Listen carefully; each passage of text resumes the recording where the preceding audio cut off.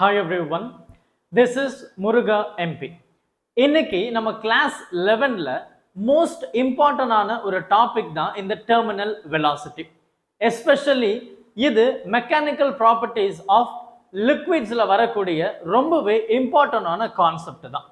இப்போ உங்ககிட்ட ஒரு சின்ன கேள்வியோட ஆரம்பிக்கிறேன், கடைசியில அதுக்கான பதிலையும் உங்ககிட்ட சொல்றேன். இப்போ நமக்கு தெரியும் நம்ம கிரவுண்ட்ல இருக்கோம், நம்ம ரெயின் டிராப் வந்து ஏகப்பட்ட டிஸ்டன்ஸை கிராஸ் பண்ணி வரணும். ரொம்ப தூரத்துல இருந்து அந்த ரெயின் டிராப் நம்ம கை மேல படும்போது ஏன் நமக்கு பெயின் ஃபீல் ஆகிறது இல்லை? அதுக்கான பதிலை யோசிச்சு வைங்க. இங்க டெர்மினல் வெலாசிட்டிக்கு வந்தாச்சு. டெர்மினல் வெலாசிட்டி அப்படின்றத நம்ம ரொம்ப சிம்பிளா சொல்லணும் அப்படின்னா, திஸ் இஸ் கான்ஸ்டன்ட் வெலாசிட்டி, அவ்வளவுதான். கான்ஸ்டன்ட் வெலாசிட்டி அப்படின்றது தான் இங்க நம்ம டெர்மினல் வெலாசிட்டி அப்படின்னு நம்ம பார்க்க போறோம். அப்போ இது எப்போ கான்ஸ்டன்ட் ஆகும்? இது எஸ்பெஷலி வந்து பார்த்தீங்கன்னா ஒரு ஆப்ஜெக்டை ஏர்லயோ இல்ல வாட்டர்லயோ நம்ம விடும்போது, இப்போ நம்ம ஃபார் எக்ஸாம்பிள் நம்ம ஒரு தேர்ட் ஃப்ளோர்ல இருந்து ஒரு ஆப்ஜெக்ட் நான் டிராப் பண்றோம், அப்போ ஏர் தான் அங்கே பிளேஸ் ரோல். அதே ஒரு ஆப்ஜெக்டை நம்ம தண்ணி வில்ல டிராப் பண்ணும்போது அங்க ஒரு இம்பார்ட்டன்டான ஒரு திங் வந்து நடக்குது. இப்போ ஒரு ஆப்ஜெக்டை ஏர்ல டிராப் பண்ணும்போதோ இல்ல வாட்டர்ல டிராப் பண்ணும்போதோ இந்த டெர்மினல் வெலாசிட்டி வந்து கம்ஸ் டு பிளே. இங்க டெர்மினல் வெலாசிட்டி அப்படின்றது நம்ம கான்ஸ்டன்ட் வெலாசிட்டி அப்படின்னு சொல்லி இருக்கும். அப்போ இங்க என்னுடைய நெட் ஃபோர்ஸ் ஜீரோவா இருக்கும். முக்கியமான கீ பாயிண்ட், என்னுடைய நெட் ஃபோர்ஸ் ஜீரோவா இருக்கும். நெட் ஃபோர்ஸ் வந்து ஜீரோ. Net force zero. அது எப்படி சார் நெட் ஃபோர்ஸ் எனக்கு ஜீரோவா ஆக முடியும்? இப்போ ஃபார் எக்ஸாம்பிள் நீங்க பைக்ல டிராவல் பண்ணிட்டு இருக்கீங்க, ரொம்ப ஸ்லோவா போறீங்கன்னு வச்சுப்போமே, ஒரு ஒரு 20 km/h. ஸோ அவ்வளவு வேகத்துல நீங்க போகும்போது உங்க மேல அந்த ஏர், அந்த பிரீஸ் வந்து ரொம்ப நல்லா இருக்கும். இதே உங்களுடைய வேகத்தை இன்க்ரீஸ் பண்ணும்போது ஒரு 50, ஒரு 80, ஒரு 100ல போகும்போது இமேஜின் அந்த ஏர் உங்க மேல படக்கூடிய அந்த ஃபோர்ஸும் மாறும். நீங்க 20ல போகும்போது பெரிய இம்பாக்ட் இருக்காது, ஆனா 100ல போகும்போது அந்த ஏருமே அதிகமான அழுத்தத்தை உங்க மேல கொடுக்குது, அதிகமான ஃபோர்ஸை உங்க மேல கொடுக்குது. அப்போ அந்த ஏருடைய ஃபோர்ஸ் எப்படி மாறிடுச்சு? எப்படி? உங்களுடைய வேகம் இன்க்ரீஸ் ஆகும்போது. அப்போ ஒரு ஆப்ஜெக்டுடைய வேகம் இன்க்ரீஸ் ஆகும்போது இந்த இடத்துல விஸ்கஸ் ஃபோர்ஸ் அப்படின்ற ஒரு விஷயத்தை நம்ம பேசுறோம். இந்த விஸ்கஸ் ஃபோர்ஸை ஸ்டோக்ஸ்லால இருந்து தான் நம்ம கொண்டு வரோம். இப்போ ஃபார் எக்ஸாம்பிள் என்கிட்ட ஒரு ஆப்ஜெக்ட் தண்ணியில இருக்கு. இப்போ நான் தண்ணியில இருந்து அந்த ஆப்ஜெக்டை டிராப் பண்ண போறேன். அப்ப இந்த ஆப்ஜெக்ட் வந்து அப்படியே கீழே வந்துகிட்டே இருக்கும். என்ன ஆகும்? போக போக போக அந்த ஆப்ஜெக்டுடைய வெலாசிட்டி இன்க்ரீஸ் ஆகிட்டே போகும். நீங்க 20ல போறீங்க, 30, 40, 50, 60, 70 அப்படின்னு உங்களுடைய வேகமும் அதிகமாகுது. உங்களுடைய வேகம் எவ்வளவு அதிகமாகுதோ அதுக்கேற்ற மாதிரி அந்த ஆப்போசிட்ல வரக்கூடிய அந்த காத்தினுடைய வேகமும் அதிகமாகுது. அப்போ இந்த இடத்துல நம்ம அந்த விஸ்கஸ் ஃபோர்ஸ் தான் இங்க பேசுறோம். அப்போ அந்த ஆப்ஜெக்ட் வெலாசிட்டி தானே கீழே வருது, ஆனா அதுக்கு ஆப்போசிட் ஃபோர்ஸ் நமக்கு தெரியும், விஸ்கஸ் ஃபோர்ஸ் அப்படின்னு, ரைட்? விஸ்கஸ் ஃபோர்ஸ் அப்படின்னு நம்ம சொல்றோம். அண்ட் அது மட்டும் இல்ல, இது லிக்விட் அப்படின்றதுனால இங்க பயன்சி ஃபோர்ஸும் கம்ஸ் டு பிளே. அப்ப என்ன ஆகுது? என்னுடைய பயன்சி ஃபோர்ஸும் அப்வர்ட் ஃபோர்ஸும் தான் சொல்லுவோம். விஸ்கஸ் ஃபோர்ஸும் அப்வர்ட் ஃபோர்ஸ் தான். இப்போ இந்த லிக்விட்ல என்னுடைய டவுன்வர்ட் ஃபோர்ஸ் தான் அந்த ஆப்ஜெக்ட் வருது, அதுக்கு ஆப்போசிட்டா இருக்கிறது அந்த அப்வர்ட் ஃபோர்ஸ் தான். அப்போ இங்க வந்து பாத்தீங்கன்னா விஸ்கஸ் ஃபோர்ஸும் பயன்சி ஃபோர்ஸும் உங்களுடைய அந்த ஆப்ஜெக்டுடைய வெலாசிட்டிக்கு ஆப்போசிட்ல இருக்கு. அப்ப இந்த ஆப்ஜெக்ட் கீழே வர்றதுக்கான காரணம் என்ன அப்படின்னு பாத்தீங்கன்னா, which is nothing but gravitational force தான். அப்ப இங்க வந்து பார்த்தோம்னா இந்த ரெண்டு நெட் ஃபோர்ஸ் ஈக்குவல் டு 0 அப்படின்னு சொல்லும்போது எனக்கு அந்த downward force which is due to கிராவிட்டியும் will be equal to, ஏன்னா 0ல ரெண்டுமே ஈக்குவலா இருந்தா தானே எனக்கு 0வா இருக்க முடியும். அப்ப ஈக்குவல் டு என்னுடைய பயன்சி ஃபோர்ஸ் பிளஸ் என்னுடைய விஸ்கஸ் ஃபோர்ஸ். ஃபர்ஸ்ட் இதுதான் இதுல இருக்கக்கூடிய ஒரு முக்கியமான அண்டர்ஸ்டாண்டிங். இது தெரிஞ்சதுன்னா நம்ம அடுத்து ரொம்ப ஈஸியா பார்த்துடலாம். எனக்கு இதனுடைய வெலாசிட்டி இன்க்ரீஸ் ஆக இந்த அப்வர்ட் ஃபோர்ஸும் இன்க்ரீஸ் ஆகிட்டே போகும். ஒரு கட்டத்துல இந்த டவுன்வர்ட் அந்த வெலாசிட்டியும் அந்த ஃபோர்ஸும் மேல இருக்கிற அந்த விஸ்கஸ் அதுவும் சேம் ஃபோர்ஸ்ல வந்து நிற்கும், ஈக்குவல் அண்ட் ஆப்போசிட்ல. அப்ப அதனுடைய வெலாசிட்டியும் இந்த விஸ்கஸ் ஃபோர்ஸுடைய இதுவும் எக்ஸாக்ட்லி ஒரு கட்டத்துல ஈக்குவலா மாறும். அப்ப அப்படி ஈக்குவலா மாறும்போது இங்க என்ன ஆகுது அப்படின்னா, இந்த ஆப்ஜெக்ட்டுக்கு இந்த டவுன்வர்ட் ஃபோர்ஸும் அப்வர்ட் ஃபோர்ஸும் ஈக்குவல் அப்படின்னு என்ன ஆகும், இந்த ஆப்ஜெக்ட் வந்து கான்ஸ்டன்ட் ஸ்பீடில் மூவ் ஆக ஆரம்பிச்சிடும். which mean there won't be any acceleration. அப்போ சார் நீங்க 9.8 மீட்டர் per second ஸ்கொயர்னு சொல்லியிருக்கீங்களே, acceleration due to gravity இங்க கிடையாது. அப்போ என்ன ஆகுது, என்னுடைய acceleration is 0 தான். acceleration is 0 அப்படின்றத இங்க ரொம்ப முக்கியமா நம்ம பார்க்கிறோம். acceleration is 0, net force 0, constant velocity.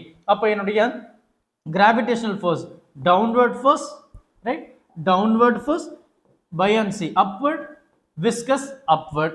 இதனுடைய ஃபார்முலாவை நம்ம அப்படியே சப்ஸ்டிட்யூட் பண்ண போறோம். இது என்னது, mg, m என்னது mass. அப்ப இங்க density comes to very important role, plays important role. density plays important role.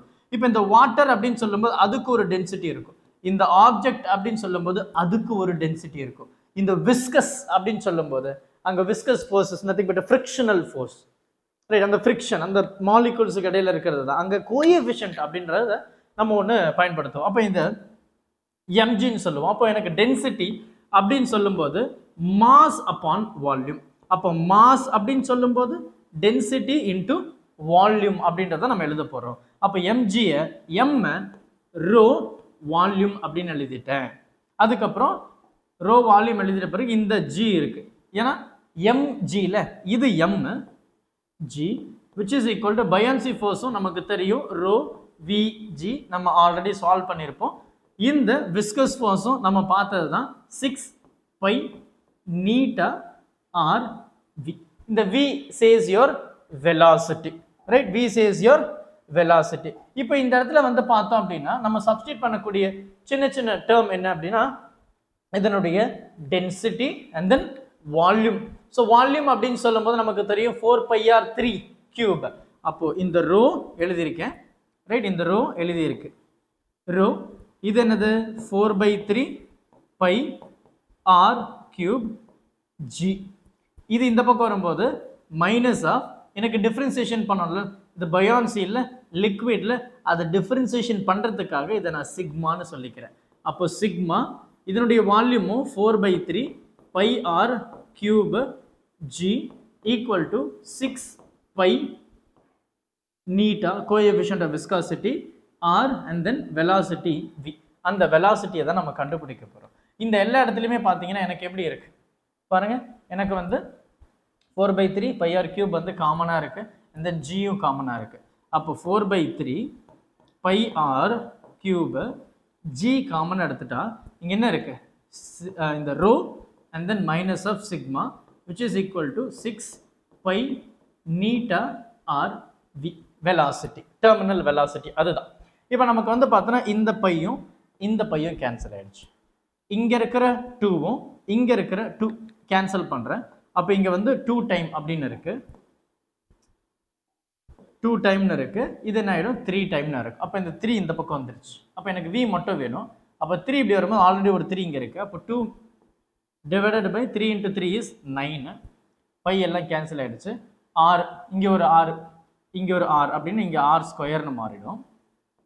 அடுத்து வேற ஏதாவது இருக்கா, இல்ல. இந்த g இருக்கு. அடுத்து rho minus sigma which is equal to v, அதாவது வெலாசிட்டி. இந்த நீட்டாவை அப்படியே கீழே கொண்டு வந்துட்டேன். This is your terminal velocity. அப்போ இந்த டெர்மினல் வெலாசிட்டி ஃபார் அந்த ரெயின் ட்ராப், நான் ஒரு கேள்வி கேட்டேன் பாருங்க. அந்த ரெயின் ட்ராப் வந்து ஒரு சர்டைன் ஹைட்ல இருந்து தான் வரும். அது வந்து ஒரு 1000 மீட்டராக இருக்கலாம், 2000 மீட்டராக இருக்கலாம், 7 கிலோமீட்டராக இருக்கலாம், 8 கிலோமீட்டராக இருக்கலாம். ஸோ கிளவுட்ஸ்ல இருந்து அது வருது. ஸோ இதில் வந்து பார்த்தோம் அப்படின்னா நம்ம முக்கியமாக தெரிஞ்சுக்க வேண்டியது இது எல்லாம் கான்ஸ்டன்ட் தான். g constant, rho இது எல்லாம் கான்ஸ்டன்ட். அப்ப என்ன சொல்லலாம், v directly proportional to r square, directly proportional to r square. அப்ப அந்த r என்றது என்ன, radius of object. அப்ப அந்த ஆப்ஜெக்ட் உடைய ரேடியஸை பொறுத்து தான் என்னுடைய டெர்மினல் வெலாசிட்டி மாறுது. இந்த ரெயின் டிராப் வந்து பார்த்தீங்கன்னா ஈஸியா வரும். அதனுடைய அந்த டெர்மினல் வெலாசிட்டி வந்து பார்த்தோன்னா 9 மீட்டர் பர் செகண்ட். ரெயின் டிராப்னுடைய terminal velocity 9 metre per second தான். அதனால தான் அதை நம்ம கை மேலே படும்போது வலிக்கிறது இல்லை. இதை வந்து ஒரு பேராசூட்ல ஒருத்தர் போறாரு. இப்போ அவருமே மேலேருந்து கீழே விழும்போது அவருடைய ரேடியஸ் ரொம்ப பெருசு அந்த ரெயின் ட்ராப்பை கம்பேர் பண்ணும்போது. அப்போ ரெயின் ட்ராப் வந்து ரொம்ப சின்னதுன்றதுனால அதனுடைய டெர்மினல் வெலாசிட்டி கம்மியாக இருக்கு. இப்போ அவர் மேலேருந்து கீழே விழுறாரு அப்படின்னா அவருடைய மாஸ் ரொம்ப பெருசு. ஸோ அவர் ரொம்ப வேகமாக வருவார். அப்போ அதை என்ன பண்ண போகிறோம் அப்படின்னா, என்னுடைய ஏர் ட்ராக், என்னுடைய விஸ்கஸ் ஃபோர்ஸை அங்கே ஈக்குவல் பண்ணணும். அதுக்காக தான் அந்த நார்மல் பர்சன் பேராசூட்டை வச்சிருப்பார். அந்த பேராசூட் என்ன ஆகுது, எனக்கு அந்த ஏரியாவை மொத்தமாக கம்ப்ரெஸ் பண்ணுது, விச் மீன் கவர் பண்ணுது. அப்போது இந்த பர்சனுடைய அந்த வெலாசிட்டியும் அந்த விஸ்கஸ் ஃபோர்ஸ் அதுவும் எப்படி இருக்குது, ஈக்குவல் அண்ட் ஆப்போசிட் இருக்கிறதுனால அவர் பொறுமையாக போவார். சப்போஸ் சம்டைம்ஸ் நமக்கு வந்து பார்த்தோம் அப்படின்னா அந்த பேராசூட் மேலே போகிறதையும் நம்ம பார்த்துருக்கோம், பேராசூட் கீழே வர்றதையும் பார்த்துருக்கோம், ஸ்டேபிளாக போகிறதையும் பார்த்துருக்கோம். இது எல்லாத்துக்கும் ஒரே கனெக்ஷன் தான் இந்த ரோ அண்ட் தென் சிக்மா. இந்த ரோன்றது என்ன, நம்ம அந்த ஆப்ஜெக்ட் கீழே விழுறது. சிக்மான்றது என்ன, அந்த லிக்விட் இந்த இடத்துல. சப்போஸ் எனக்கு வந்து சிக்மா அதிகமாக இருந்தால், இது சிக்மா அதிகமாக இருந்தால் அந்த ட்ராப்பு மேலே போயிடும், அந்த ஆப்ஜெக்ட் மேலே போயிடும். அதுதான் வேப்பரைசேஷன். அந்த ஏர் மாலிகுல்ஸ் பார்த்தீங்கன்னா என்னுடைய விஸ்கஸ் ஃபோர்ஸ் தான் அதிகமாக இருக்குது, அதனால தான் அது மேலே அப்படியே போயிடுது, ட்ராப்பு வேப்பரைசேஷன். இது அதிகமாக இருந்தால் கீழே விழுந்துடும். இது ரெண்டு ஈக்குவலாக இருந்தால் ஸ்டேபிளாக ஒரே கான்ஸ்டன்ட் வெலாசிட்டியில் நமக்கு வந்துடும். என்னுடைய டென்சிட்டி 8, இந்த டென்சிட்டி அதிகமாக இருக்கும்போது எனக்கு அந்த ட்ராப் வில் மூவ் அப்வர்ட். இவ்வளோ தான் நமக்கு வந்து இருக்கக்கூடிய இந்த டெர்மினல் வெலாசிட்டிக்கான concept. So it depends upon radius. When radius of the object is very big, your terminal velocity also becomes larger. அப்போ அந்த பர்சன் அந்த பேராசூட் அவர் அப்படியே வந்தாருன்னா வேகமாக வருவார். அதை ரெடியூஸ் பண்ணுறதுக்கு என்ன பண்ணுறாரு, பேராசூட்டை பயன்படுத்துகிறாரு. அவ்வளவுதான், simple, right? So thank you so much for joining. And இந்த வீடியோ உங்களுடைய நண்பர்களுக்கும் ஷேர் பண்ணிடுங்க. Thank you. Help this with smile.